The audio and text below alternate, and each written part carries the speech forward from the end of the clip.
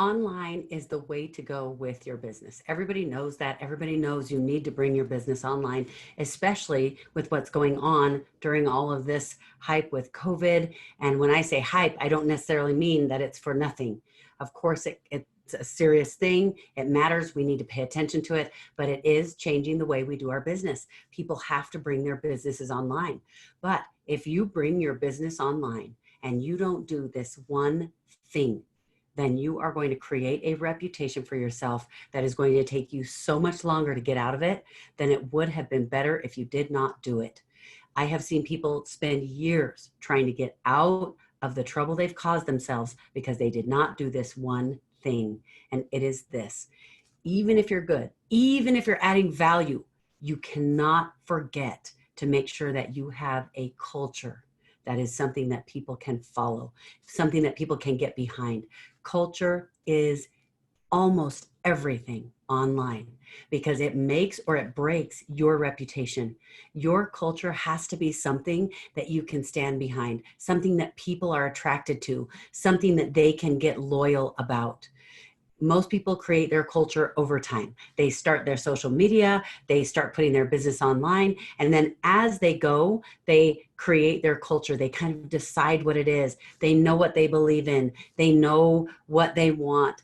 And I made this same mistake. When I first started my first business, as I posted on social media, luckily, I knew what my values were. I knew what things were important to me, but I was a little bit all over the place with how I did my culture. Of course, we wanted to have integrity. Of course, we wanted to have a good product. Of course, it mattered that we were helping people. Those were all a given. So that was a huge benefit. But I didn't decide on a culture that there was no question.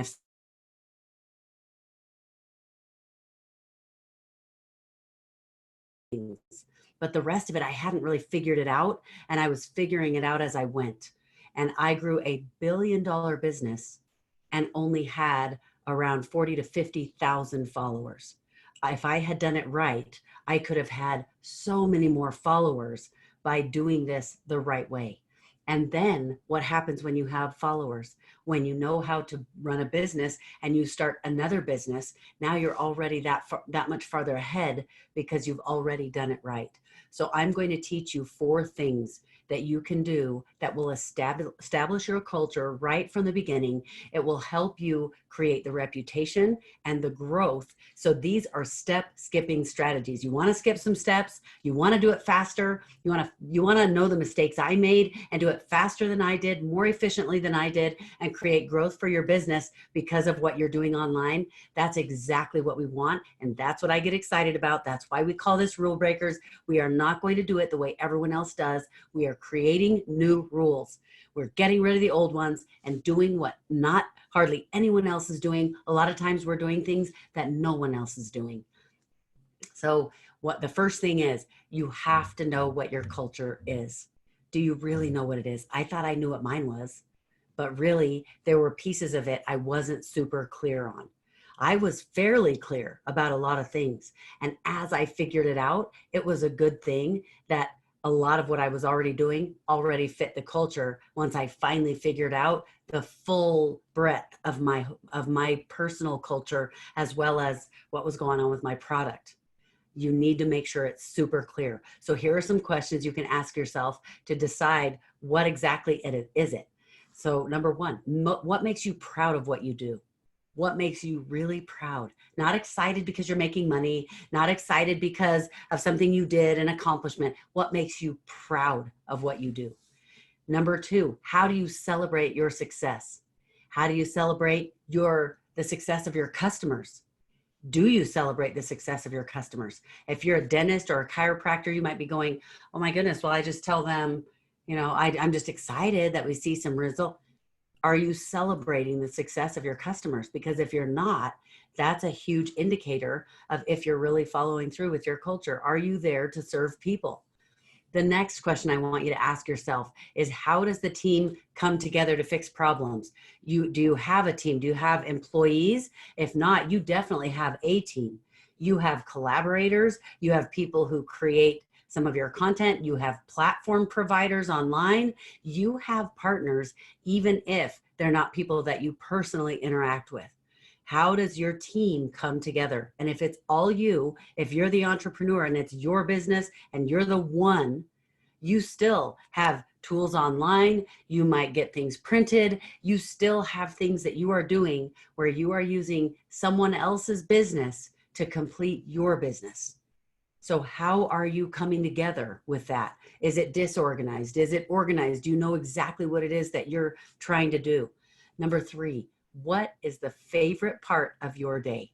The very favorite part, because the part that's your favorite part of the day tells you a lot about what's important to you. If the favorite part of your day is the day when you're done and you're sick of it and you finally get to leave and go home, there's a problem. We've got a problem with your culture. The next question I want you to ask yourself is, how does your company, your company, your brand, how do you guys approach the goals in your business? What is the number one goal? What is most important to you? And do you adhere to it always? Always. What are the services, the products, the coaching? How are you viewed by the community? So it might be by your customers. It might be by your peers, your colleagues. It might be by people who hire you. It might be, who knows? I want you to think about your entire community. What do you think you are viewed as? How are you looked at?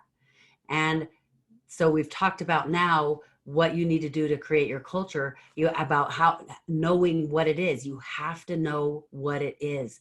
The second thing you need to know is choose the right social media platforms.